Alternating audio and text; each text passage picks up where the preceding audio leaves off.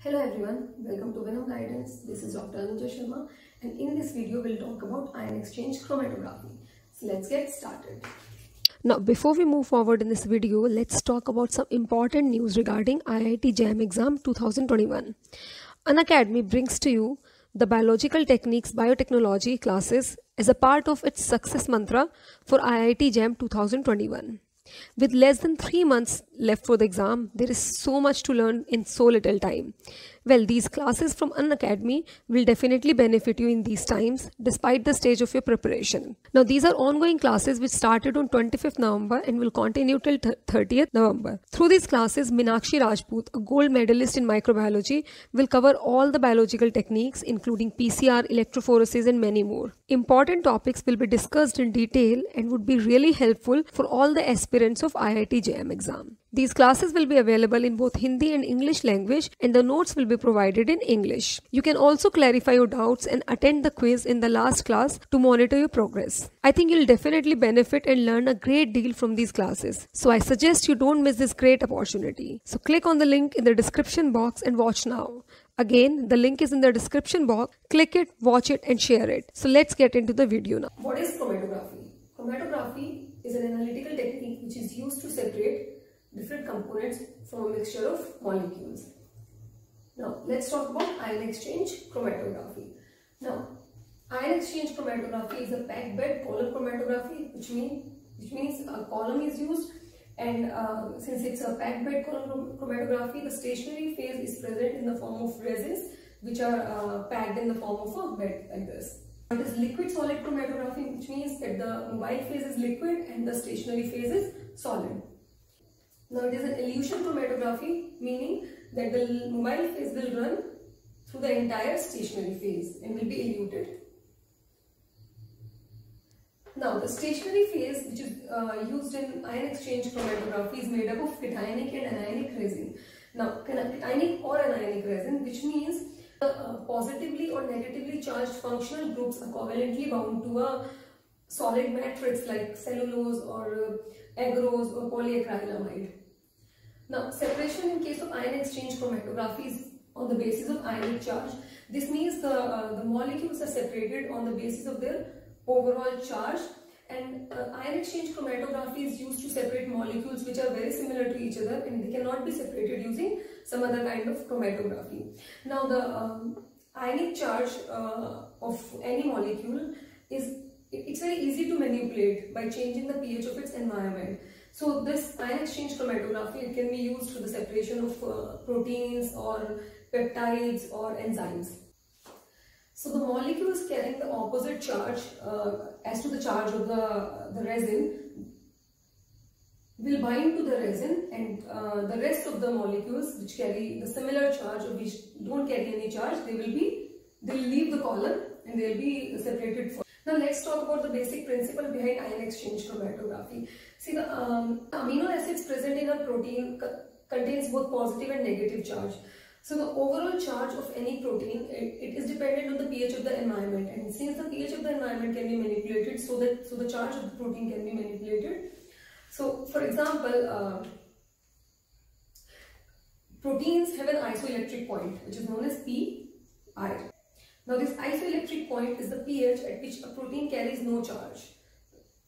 Now if you change the pH of the buffer which contains the protein, for example, if you increase the pH and the pH of the buffer is greater than the isoelectric point of any protein, the protein will carry a net negative charge.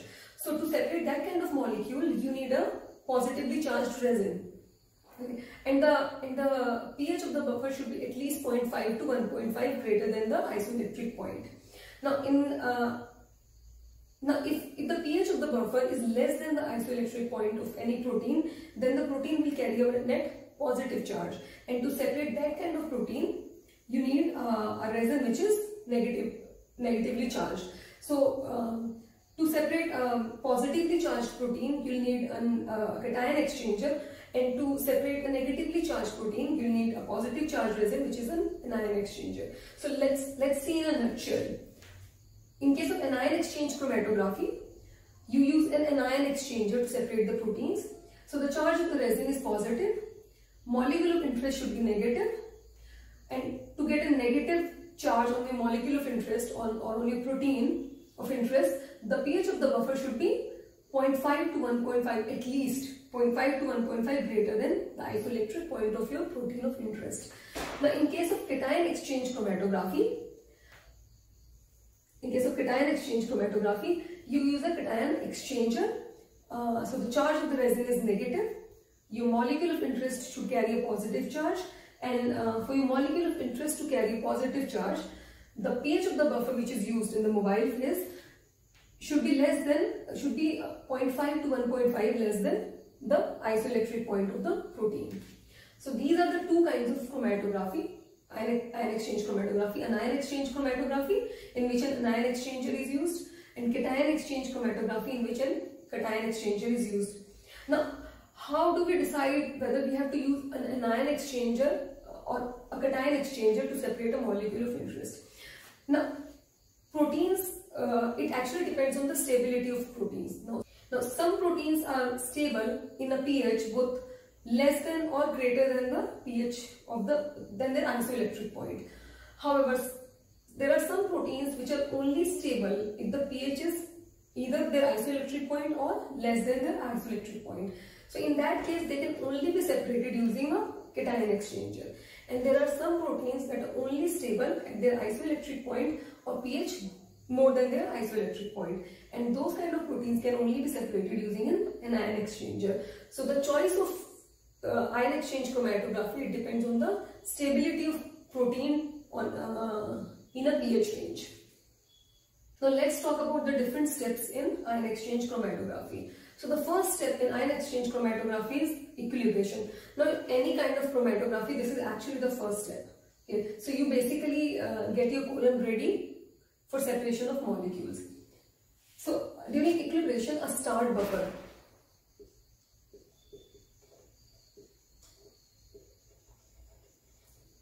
is run through the column. Depending on the charge of your resin, either sodium ions or chloride ions will bind to your resins. So for example, if you are using an anion exchanger, so the resins are going to be positively charged. So once you run the start buffer, it is going to fill all the gaps, and the chloride ions are going to bind to your resins. Now once you have equilibrated your column, the next thing you are going to do is you are going to load your sample. Now the buffer which is used to load your sample, it should have the same pH and ionic strength as the start buffer. Okay. So now the next step is you load your buffer, sample buffer, and when you're loading the sample buffer, now the sample buffer contains three kinds of molecules. There should be molecules that are negatively charged, there should be molecules that are positively charged, and there are molecules that don't carry any charge. Yeah. Now since we are using an anion exchanger, and in an anion exchanger the resins are positively charged. So the negatively charged proteins, they will fight with these ions and they will bind to the positively charged resins during the sample loading. And rest of the molecules which are positively charged, the molecules which don't have any charge, and these chloride molecules which will be dissociated from the stationary phase, they'll all elute out. So these are the first ones to come out.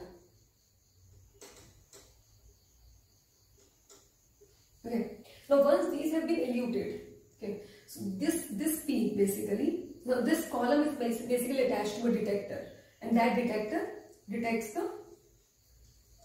the peaks. Okay. Now this does not contain a proper peak. Now this is because different kinds of molecules are basically coming out, positive ones, negative ones, and the ones that don't have any charge. Now once these have eluted, the next step is to wash the column. Now washing steps is repeated a couple of times. That is to remove all the similarly charged ions or the molecules that don't have any charge, and to remove everything, this washing step is done a couple of times. Now once the wash step is completed, the final step is the elution of your molecule of interest. Now elution step can be done by two ways. The first one is by increasing the ionic strength of the buffer, which is the increasing the salt concentration. See, the salt, if you increase the salt concentration, you basically, for example, increase the concentration of Na positive and chloride ions, sodium ions and chloride ions. So once you increase the ionic strength of the buffer that you are running through the column, these ions, now since we are talking about anion exchange chromatography, so these chloride ions will compete with the molecules that are bound to the positively charged resin. Now when you use this method to elute your molecule of interest or your protein of interest, you basically use a gradient. So you keep increasing the ionic strength of the buffer. So initially the molecule of interest or the protein of interest, which is bound to these resin, the molecules which have the least charge will come out first and the peak will be detected for them. Then the molecule of interest with a higher charge will come out, and so on. So as you increase the ionic strength, the molecules with higher charge will keep coming out or keep eluting. Now elution can also be done by changing the pH of your buffer, and the similar pattern is used basically. The change in pH is also done in a gradient manner. So change in pH can be done in two ways. You can either increase the pH or you can decrease the pH. So if you are using an anion exchanger, in case of anion exchanger, the pH of the buffer is greater than the isoelectric point of the protein of interest. So in order to elute the protein of interest which is bound to these resins, you basically decrease the pH, and as the pH starts reaching to the isoelectric point, the molecule of interest will start separating, because as it goes near to its isoelectric point, it won't have any net charge. Now in case of cation exchanger, you are using a buffer with a pH which is less than the isoelectric point of your protein of interest. So in this case, to elute your protein of interest, you will increase the pH of the buffer. So as the pH of the buffer start approaching the isoelectric point of your protein of interest, the protein of interest will start separating from the stationary phase, because it won't have any net negative charge and it will start eluting. Once the elution is done, once you have eluted all your protein of interest or all your molecule of interest, the final step is regeneration. Now during this step, start buffer is again used and it is run through the entire column. Now this step is done to remove any biomolecules or any charged molecules that are still attached to the resin. Now let's talk about some factors that affect the selectivity and resolution of separation during ion exchange chromatography. Now the first one is the type of ion exchangers. Now there are basically two types of ion exchangers: strong and weak ion exchangers. Now strong ion exchangers are the one, they actually can maintain their charge in a broad pH range. So they can easily function over a broad pH range. So if you increase or decrease the pH of the buffer that you are using as a mobile phase, in case of strong exchangers, they won't lose their charge. And examples of strong ion exchangers are quaternary ammonium and sulfonate resins. Now in case of weak ion exchangers, they can only function properly at a small pH range. So for example, they can only function between a range of 6 to 9. So if you are using an anion exchanger and you increase the pH more than 9, the anion exchanger is going to lose its charge. And in case of cation exchanger, if you decrease the pH from 6, it is going to lose its charge. So a weak ion exchanger can only function properly between a pH range of 6 to 9. And examples of weak ion exchangers are diethylaminoethyl and carboxymethyl resins. Now the next factor which is responsible for the selectivity and resolution of separation is ionic form of resin. Now when we talk about the ionic form of resin or the solid support, we are talking about the counter ion which binds to the resin. So the common counter ions that are used are sodium ions in case of cation exchangers and chloride ions in case of anion exchangers. So now when we are talking about ionic form, we are talking about the selectivity of these counter ions. So in case of start buffer, which is used for equilibration, the selectivity of counter ion should be low in case of start buffer, so that these can be easily replaced by your protein of interest. But in case of the elution step, the selectivity of these counter ions should be high. This is so that they can properly compete with the protein of interest and can displace the protein of interest, and it can be eluted. So in case of equilibration step, when you're using the start buffer, the selectivity of counter ion should be low, and in case of elution, when you're using the elution buffer, the selectivity of these counter ions should be high. Now next is the particle size of the resin that you're using. Now the particle size of the resin, it does not affect the selectivity of your separation, but it does impact the resolution. So if you're using a small sized resin, it is going to give you high resolution. But in case of small sized resin, you can only use low flow rates. You cannot use high flow rates. Now these small sized resins are generally used when you're using ion exchange chromatography for analytical reasons.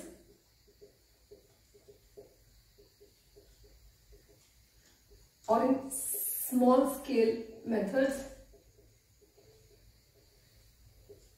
or as a final polishing step.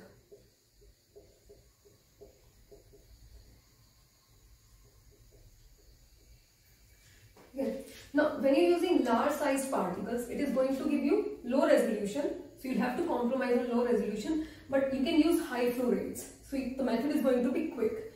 And large size resins are generally used if you're using ion exchange chromatography as the first step, as a preparative step, and it is going to be followed by other types of chromatography. So you can compromise a bit on the resolution and use large sized resins. Now next is the flow rate. Now when you talk about flow rate, the flow rate has to be moderate, because it is going to affect both the resolution and the capacity of the column. So if you're using a low flow rate,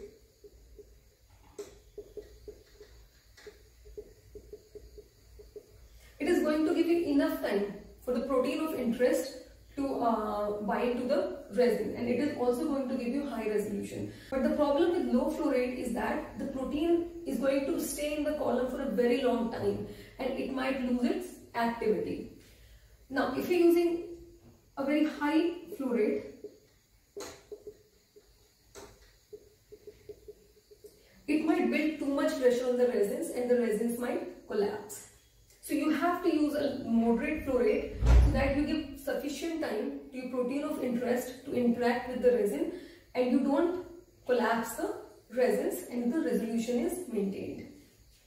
Now next is the dynamic binding capacity. Now dynamic binding capacity of any ion exchanger is the number of proteins it can bind at a given flow rate.